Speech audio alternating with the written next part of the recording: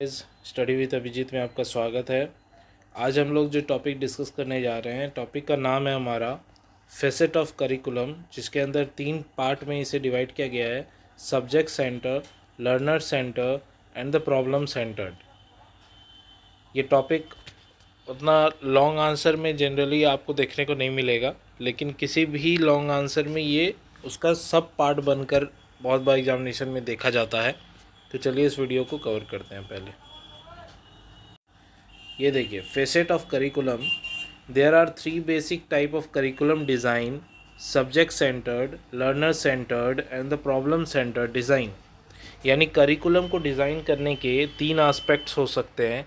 या तो सब्जेक्ट को सेंटर में रख कर हम करिकुलम डिसाइड करें, या तो फिर लर्नर के नीड और उसके प्रॉब्लम्स को देखकर हम करिकुलम को डिज़ाइन करें, और या तो फिर सिर्फ हम प्रॉब्लम क्या आते हैं, क्या क्या फेस करना पड़ता है प्रॉब्लम, उसे ध्यान में रखते हुए करिकुलम को डिज़ाइन करें। तो subject centred curriculum design resolve around a particular subject matter और डिसिप्लिन। जो सब्जेक्ट सेंटर्ड है वो पर्टिकुलर सब्जेक्ट और डिसिप्लिन, जैसे कि मैथमेटिक्स हो गया, लिटरेचर हो गया, बायोलॉजी हो गया, इन पर्टिकुलर सब्जेक्ट्स के प्रॉब्लम्स को दिमाग में रखते हुए इन सब्जेक्ट को बेटर बनाने के लिए जो करिकुलम डिज़ाइन किया जाता है उसे हम लोग सब्जेक्ट सेंटर करिकुलम कहते हैं। This article describes 4 facet of curriculum assessment: obstacle, obligation, outcome and opportunity, and the characteristic of each facet identified by teacher educator specialized in classroom assessment। यानी कि इस आर्टिकल में 4 गो फेसेट की बात की गई है मेनली। ऑब्स्टेकल हो गए, ऑब्लिगेशन हो गया, आउटकम हो गया, या opportunity. A curriculum has 5 major components. Curriculum के 5 मेजर कंपोनेंट होते हैं। पहला क्या है? A framework of assumptions about the learner and the society, such as learner capacity and ability, and aptitude and potential for learning, motivation, need, interest, value, as well as society orientation to nurturing and using the individual gainfully।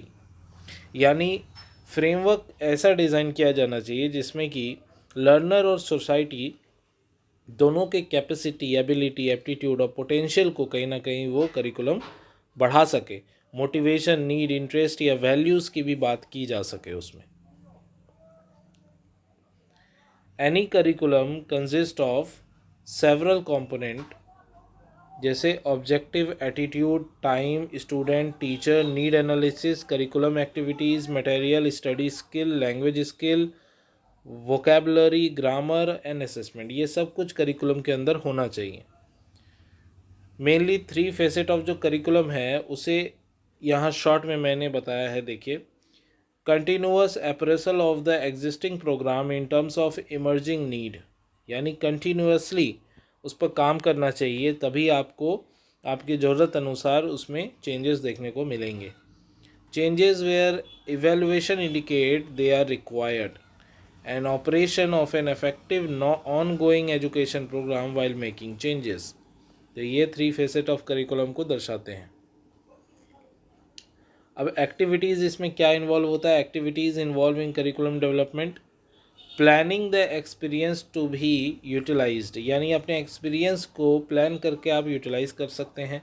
Organising them into a programme, उसे organise करके एक programme की तरह इस्तेमाल में ले सकते हैं। इम्प्लीमेंटिंग दिस प्रोग्राम, फिर उस प्रोग्राम को इम्प्लीमेंट कर सकते हैं, और लास्ट में फिर इम्प्लीमेंटेशन के बाद उसका इवेलुएशन करना ज़रूरी है कि evaluation the curriculum which was दस डेवलप्ड। तो ये हो गया आपका फेसेट ऑफ करिकुलम। इसके बाद जो नेक्स्ट टॉपिक हमारा आएगा वो कोर करिकुलम है, जिसे हम नेक्स्ट वीडियो में कवर कर लेंगे। तो देखिए, फेसेट ऑफ करिकुलम मेनली आपको कोई लॉन्ग आंसर में देखने को नहीं मिलता है। जनरली ये शॉर्ट आंसर या लॉन्ग आंसर का सब पार्ट बनता है, तो इसके लिए इतना मोर देन एनफ है। अगर आपको वीडियो पसंद आया तो प्लीज़ वीडियो को लाइक करें और चैनल को सब्सक्राइब कर दें। Thank you for watching. मिलते हैं अगले वीडियो में।